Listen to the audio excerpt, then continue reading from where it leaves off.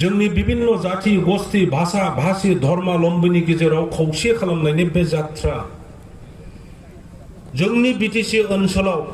जोङो आगोल बिपिएफनि सासन खालाव हाग्रामा महिलानि दैदेननायाव जेरैबायदि जौगानायनि खामानि मावदोंमोन स्कुल कलेज जों बानायनो हादोंमोन लामा बान्दो जों खालामनो हादोंमोन university CIT engineering college medical college बायदि बायदि जोङो बानायनो हादोंमोन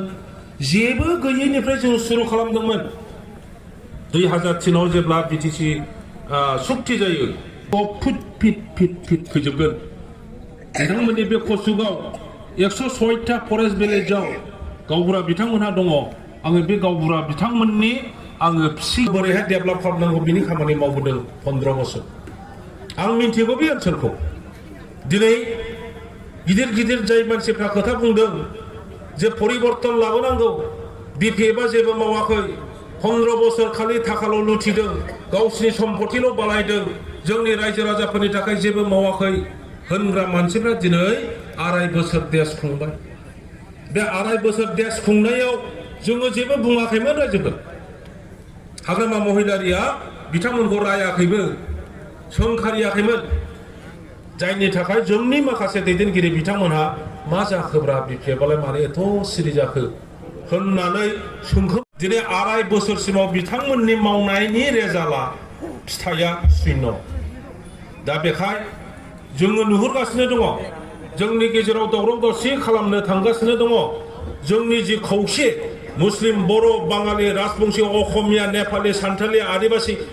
जि खौसे जानानै जोङो राजनैतिक भाबै ग्रिद थाबायदोंमोन जोंनाव दै लोंनायनिफ्राय आरम्भ खालामनानै school LP school ME school होननानै बुङोब्ला मोसौ बोरमा उन्दुग्रासोमोन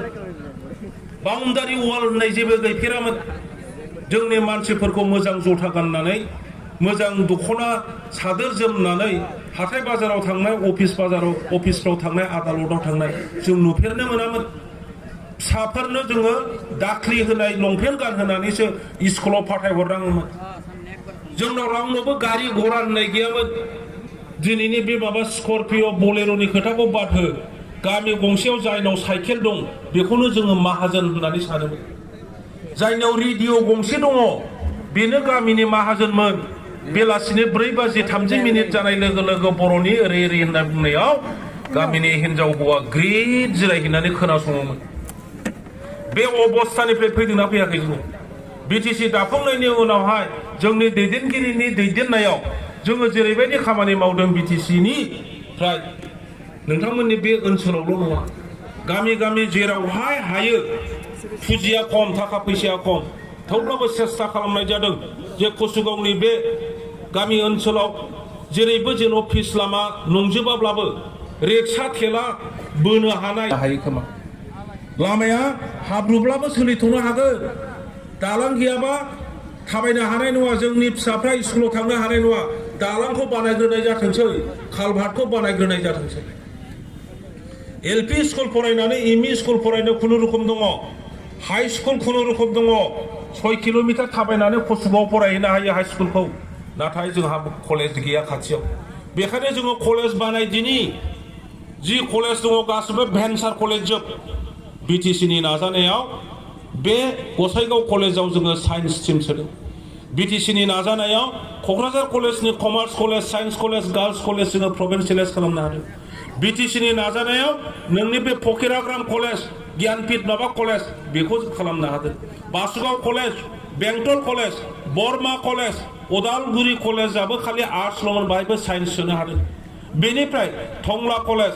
बरमा कलेज बायदिसिना बे कलेजफोरखौ जोङो बानायजोबनो हादों इउनिभार्सिटि बानायदों गुवाहाटीनि मोनसे केम्पाससोमोन न'बो गैयामोन बे आसाम टाइपनि लेंथें थें गंसे न'मोन लेक्सारारबो गैयामोन डिपार्टमेन्टआबो 6थाल'मोन जोङो बे 6था डिपार्टमेन्टखौ दिनै 18था 19था डिपार्टमेन्ट खालामनानै बेवखौ बड'लेण्ड इउनिभार्सिटि नामाकरन होनानै फुल फ्लेजेड इउनिभार्सिटि बानायदों दिनै बेवहायनो जोंनि फिसाफ्रा जायफ्रा गोदो गुवाहाटीयाव थांनानै एडमिसन लाहैनो नागिरोब्ला नै जंग्लिफोर फैदों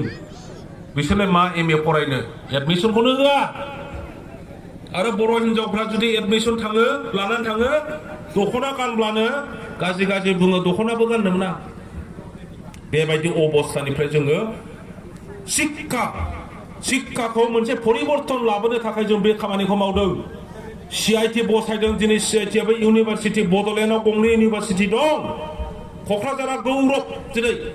पृथिबीनि मानसिफ्रा बुङो नोंनि नलबारिनि मानसिफ्रा नोंनि डिब्रुगड़नि मानसिफ्रा तेजपुरनि मानसिफ्रा बुङो मालाय क'क्राझाराव गंनै इउनिभारसिटि दङ मेडिकेल कलेजबो दङ इन्जिनियारिं कलेजबो दङ बेवहाय BTC नि हेडक्वार्टार बहुद डेभेलप दिनै बेराफारसेथिं जोंनि असे बिदा फंबाय बिब' बिनानावफ्रा बे खोथाफोरखौ स्वीकार खालायाब्लानो मेगनजों नुथारनानैब्लाबो खाना जानानै खोनानानैबो बेंगा बेंगि जानानै उल्था बुंदों बे BPFआ खालि कारापसन खालामदों जेबो मावाखै